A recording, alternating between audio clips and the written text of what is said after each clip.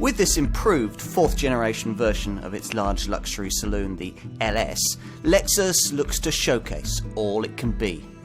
There's a choice of conventional and hybrid petrol V8 power and standard or sharpened driving experiences. What hasn't changed is that luxury, refinement and sheer attention to detail still get top billing. The Lexus LS. Back in 1989, the launch of the original version of this model redefined what a luxury saloon should be. The engineers behind it tasked to create nothing less than the best luxury car in the world. Few would argue that they succeeded. It seems rather ridiculous now to remember that back then, the European makers who ruled the flagship four-door market sector defined luxury as being as much about wood and leather as it was about ride and refinement. Thanks to this Japanese brand, cars of this kind were finally transformed from boardroom barges to the technological showcases buyers had a right to expect from their inflated price tags. Today, the LS is still a technological showcase, but it isn't the obvious segment choice that it was for a brief period in the early 90s until the European opposition caught up. The engineers have been working on that though, the result being the revised fourth generation version that we're going to look at here. A car launched at the end of 2012 featuring over 3,000 detailed changes. Among them, 3 world firsts and 15 Lexus first features and technical innovations. Perhaps most significantly for UK buyers, this improved car reintroduced conventional V8 petrol power to the lineup in the form of an LS460 model that the vast majority of potential buyers will want, especially with its availability in driver-focused F-Sport guise. Of course, if you've a chauffeur, your priorities will lie elsewhere, possibly in the back seat of the top LS600H petrol-electric hybrid flagship model that rivals have been frantically copying over the last few years. That'll be a rare sight on British roads, and the LS460 that I have here won't be much more common. But perhaps that'll all add to the appeal of what will be an unusual but very interesting choice in the luxury saloon segment. Let's try it. Seat yourself comfortably in the leather-lined cabin, and from the moment that the power-adjustable steering wheel glides into reach and the cabin lighting finishes its coordinated welcome sequence, you know this is going to be a special driving experience. Press the starter button and you're reminded that it'll be a very quiet one too. Particularly so, of course, in the LS600H hybrid, where the big petrol V8 up front doesn't cut in to assist the hybrid system's electric motor until you've covered a mile or so, or you need firm acceleration. But even with the more conventional petrol V8 layout of this LS460, the engine sounds like it's operating in another county. Which is exactly what you'd expect. The original Lexus LS was the quietest car in the world at launch, and the Japanese engineers reckon that this one continues that tradition. You can still balance a coin on the cam cover when the engine's at idle, and there's still a guy in the factory who tests each V8 with a stethoscope to make sure it produces the right tone. On top of that, these days there's improved sound insulation, double glazed windows, and a very effective floor silencer. As a result, the designers claim the rear seat level of what they call conversational clarity is almost 100% at the British legal limit. So it's refined. It's also very fast. Drive this rear-wheel drive LS460 as if you'd stolen the thing, and courtesy of a 382 brake horsepower, 4.6 litre 32 valve V8, 62 miles an hour flashes by in just under 6 seconds before the silky 8-speed automatic slurs you gently on towards the artificially limited top speed of 155 miles an hour. With an electric motor boosting the V8, the LS600H hybrid has even more power to call upon, 439 brake horsepower. But the extra weight of its batteries and standard four-wheel drive system means the sprint time is pegged back a few tenths to 6.1 seconds. Either way, it's just as well that the electronically controlled braking system has been revised for better response and effectiveness, attributes that Lexus was well aware needed to be carried through into the ride and handling balance this car could offer. It has, to be frank, never previously been a very rewarding thing to drive, something that historically hasn't mattered to the core customer base of lazy Americans and retired Europeans. But Lexus needs to reach out beyond these people, particularly in the British market. Hence the introduction of this little package here, below the gear stick, Drive Mode Select. Borrowed from the smaller GS Saloon, it allows the driver to alter steering, throttle and suspension response through 5 switchable driving modes: Eco, Comfort, Normal, Sport S and Sport S Plus. The Sporty 2 come accompanied with a red instrumentation glow and allow you to fully appreciate the efforts of the engineers in sharpening the steering feel and reducing body roll through the corners by making the air suspension cooperate more closely with an AVS adaptive variable suspension setup that gradually increases damping force as speeds rise to give low speed comfort and high speed drivability and stability. Now, I'll be honest with you, it all makes a difference over what was on offer before, but not enough in this standard LS460 luxury model to put this car on a par with the driving dynamics of an equivalent BMW 7 Series, Mercedes S-Class, Audi A8 or Jaguar XJ. But then this particular version is aimed at traditional LS customers who care little about anything except elegant refinement. No, conquest buyers, people new to this LS really seeking a credible alternative to the usual European choices in this segment, should really be directed to a rather different version of this car, the LS460 F Sport. If, like me, you find the thought of a sporty Lexus LS something of a contradiction in terms, then the concept behind that particular derivative might take a bit of getting used to, and indeed such a variant would have been impossible to imagine in any previous generation version of this model. Such have been the dynamic improvements made to this car in recent years, though, that rather against expectations, it actually manages to carry off the F-Sport treatment with some elan. Though there's no more power, the addition of an intake sound generator emphasises the big V8 sonorous rumble in a way that you'll especially enjoy through the automatic throttle blipping that, on this variant, accompanies the paddle shifter down changes. There's also lowered suspension and a torque sensing limited slip differential to better help you get the power down in bends through which body roll will have been minimised with an active stabiliser system. It's all enough to create a rather surprising driving experience. It's taken 4 generations and over a quarter of a century of development for Lexus to come up with an LS that has what its German rivals boasted all along, its own visual identity. This improved version has further developed the brand's L Finesse design language with a more muscular bonnet design, below which has been added Lexus's distinctive spindle-shaped upper and lower front grille layout. Look closer and the detailing is quite beautiful, with an array of no fewer than 12 LEDs used for the turn indicators, with further LEDs used in integral daytime running lights, created from a single seamless light tube that leaves a distinctive L-shaped visual signature. In profile, this improved LS shares its predecessor's long, elegant cabin proportions, while at the rear, the spindle design seen at the front is reflected in flowing lines that cut across the boot surface from the C-pillars before flaring out towards the lower half of the body.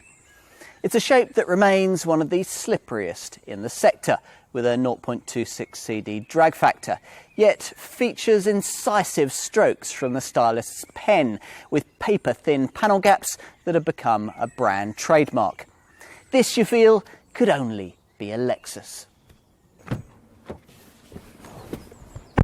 An impression further emphasised behind the wheel, where the instruments have what's supposed to be a more comfortable and ergonomically efficient horizontal layout. But your first impressions will simply be of overriding luxury and beautifully chosen furnishment. The cabins of rival competitors are very nicely done, but they don't ultimately feel very different from those of smaller executive models in the next class down. An LS, in contrast, always makes you feel like you're in a very expensive car indeed. I love the precision machined aluminium analogue clock with GPS time correction positioned to perfectly catch the light. The bright Optitron instrument dials that spring into life as you fire up and are positioned either side of a 5.8-inch TFT multi-information screen. And the wonderfully tactile 3-spoke leather-trimmed electrically adjustable steering wheel that raises automatically to aid entry and exit as the beautifully supportive electric leather seat adjusts its position to suit. The wood veneer trim is beautifully done, created from a painstaking layering and cutting process that takes 38 days to complete. You'll find it on a dashboard divided into upper and lower zones. The higher one dominated by a huge central 12.3-inch LCD multimedia screen, the widest on the market, and the interface through which you control navigation, audio, climate, telephone and vehicle information functions via the key component you'll find in the dashboard's lower operating zone, the remote touch interface. Why can't they just call it a mouse? That's, after all, what it is. A little device that feels a tad clunky to use at first, but soon becomes second nature as you flick through the various menus. And in the back, well, in this short wheelbase LS460, there's no more room here than the original version of this 4th generation LS could offer, since though the body length of this improved model has increased by 30mm, the wheelbase of this car remains exactly the same. Still, with over 5 meters of overall vehicle length, this remains a very large car indeed, quite big enough to provide plenty of space for a couple of adults to stretch out, with room for 3 if you really must.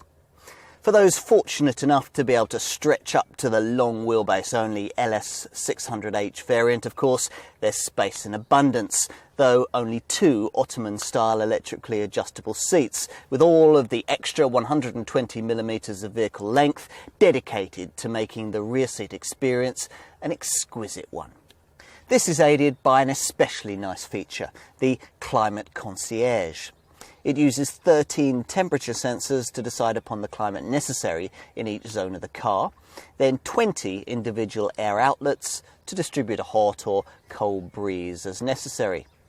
This climate-controlled air will, in all models, incorporate what are called nanoparticles, minute little negatively charged ions wrapped in water molecules that clean the cabin air, deodorise the upholstery, and can even moisturise your skin and hair. And boot space? Well, that was a major problem for the LS when the only version available was the hybrid 600H. Even with its prodigious long wheelbase length, the cargo bay was tiny, just 330 litres, less than you get in a Volkswagen Golf. It had to be changed, and it has been in this improved LS range, where the 600H can these days offer 420 litres. But that'll just apply to a handful of chief executive types. It's more pertinent to consider the luggage capacity of the standard short wheelbase LS460 that I have here, quite sufficient at 560 litres. There's also a useful concealed underfloor compartment for valuables. The 4th generation Lexus LS received over 3,000 improvements prior to its relaunch in late 2012 in the form we're looking at here.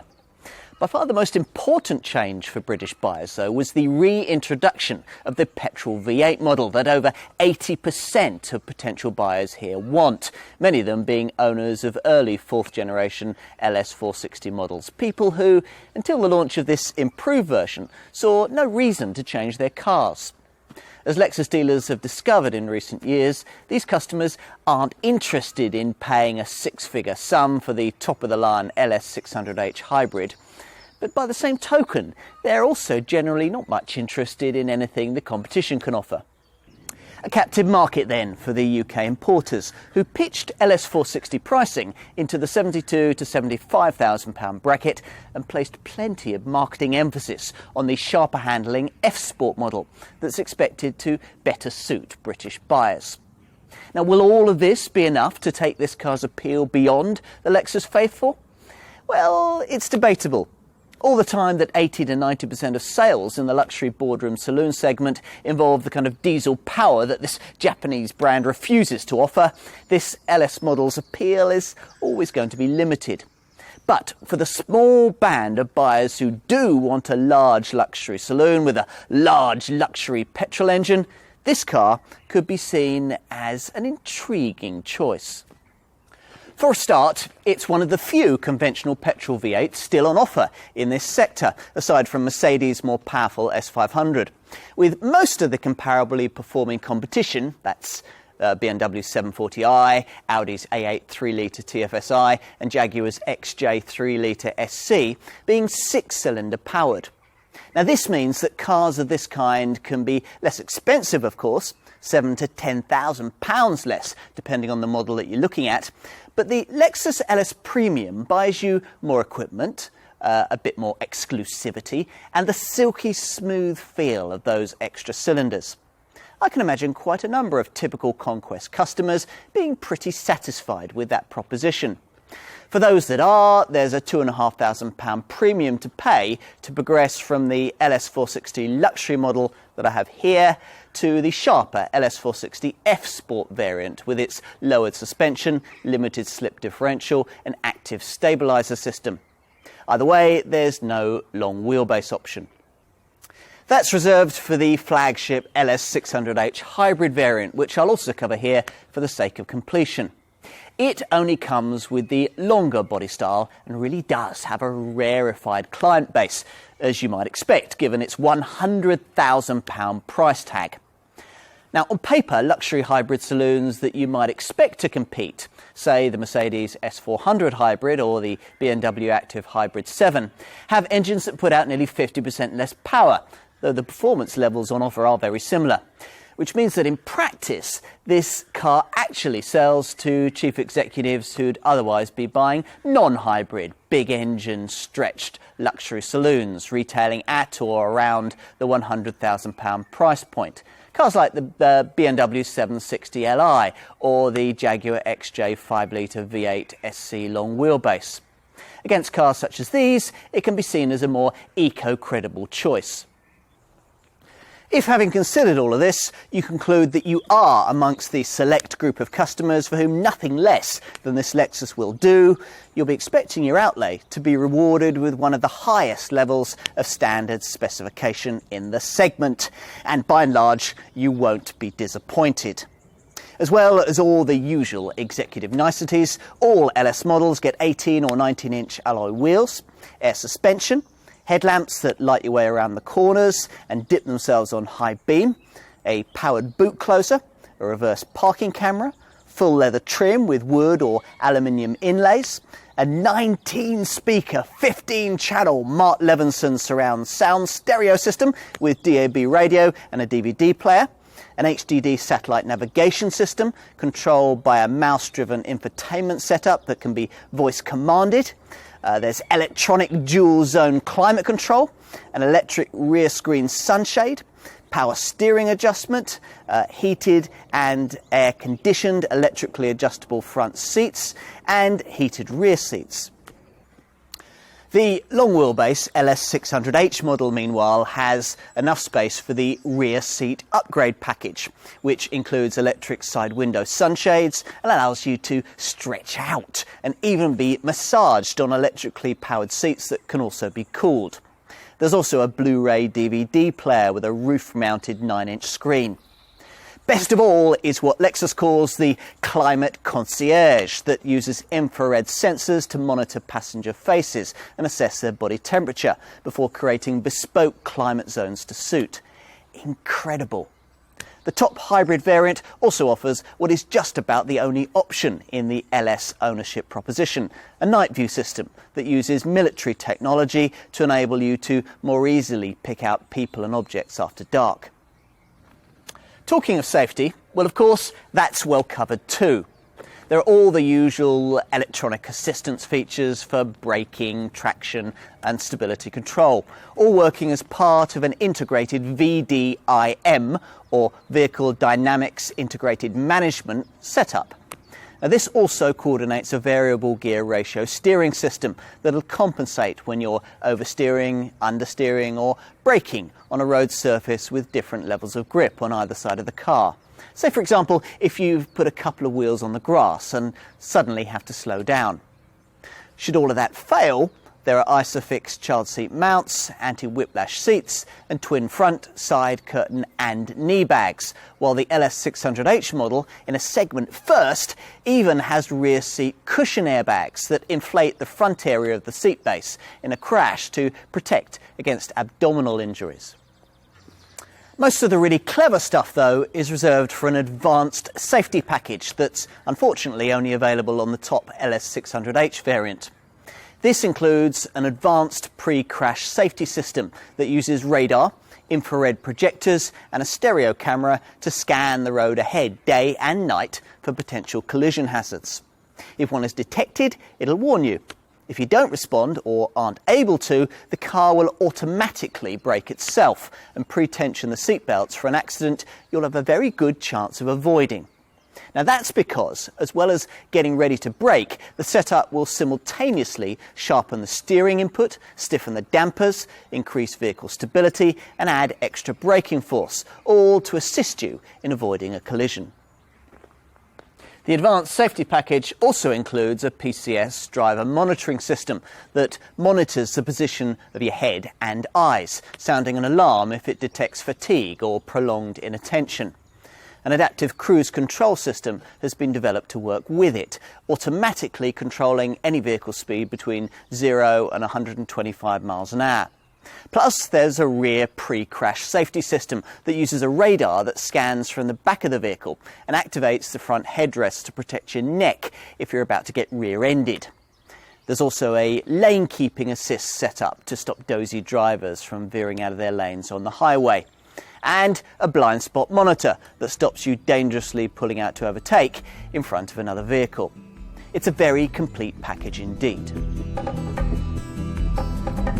The best part of owning a Lexus is that you can be almost certain that nothing will go wrong. Even if such a thing ever happened, so efficient and pleasant are the dealers that you'll be almost glad it did. All of which will compensate you a little for running costs that may require a pause for thought. To maximise your returns, you'll need to make frequent use of the Eco setting in the Drive Mode Select system. This reduces throttle response and engine power output in relation to use of the accelerator pedal to maximise fuel efficiency at the same time as limiting the voltage of the power control unit. So, worthy efforts have been made, but ultimately you don't buy a huge V8 petrol-powered luxury saloon like this and expect it to be an inexpensive thing to keep on the road. This LS460 variant returns 26.4 miles to the gallon on the combined cycle and 249 grams per kilometre of CO2, significantly less than you'd get from more efficient direct rivals like BMW's 740i, Audi's A8 3-litre TFSI and Jaguar's XJ 3-litre SC. But then it would be. These competitors, after all, use V6 rather than V8 power. You get what you pay for. Is that also true of the top LS, the long wheelbase hybrid 600H? Well, it'll depend on your frame of reference. On one hand, this variant's returns of 32.8 miles to the gallon on the combined cycle and a 199 grams per kilometre CO2 figure that's 9% better than before, though good on paper for a car of this size with a 439 brake horsepower petrol V8 beneath the bonnet, are some way behind those of other luxury hybrid saloons like the BMW Active Hybrid 7 and the Mercedes S400 Hybrid. But having said that, the models that the LS600H tends to compete against at the £100,000 price point don't usually tend to be hybrids, with buyers more likely to be looking at cars like a V12-engined BMW 760Li and the supercharged 5-litre V8 Jaguar XJ Supersports long wheelbase. Against such as these, of course, the LS600H looks very frugal indeed. What else? Well, insurance is Group 48 for this LS460 luxury model, but it would rise to Group 49 for the F-Sport variant and on to Group 50 for the LS600H. Residuals, meanwhile, are par for the class, with the figures kept buoyant by the fact that just 5,000 LSs a year are produced for worldwide sale. The LS is, and always has been, the car its brand is built upon. The day that Lexus can't bring us a credible large luxury saloon to challenge the best of the premium European makers will be a day the company will have taken its eye off the ball, with too much of its focus on sports saloons, compact executive hatchbacks and SUVs. Driving this improved fourth generation LS has reassured me that that time is unlikely to ever come. While this isn't a class leader, it's still a benchmark in so many ways, primarily when it comes to refinement and the sheer epitomisation of luxury in this segment. Driving one of these is an experience, but one that few boardroom buyers will ever get to try. They'll dismiss this car for its lack of diesel power or an affordably priced hybrid engine. They'll bemoan the highish V8 running costs, or assume that driving one will be like piloting a waterbed, which is a pity because, for all its faults, this LS is a car that many top executives would really rather enjoy owning, especially now that the option's there to sharpen up the driving experience in LS460 F-Sport guise. At its original introduction, the first generation version of this model changed the whole concept of what a large luxury car should be. And over a quarter of a century on, this vastly improved fourth generation design continues to deliver its own very individual take on the kind of model this exalted segment should offer. True, it isn't an obvious choice, but then that might be exactly why you'll like one so much.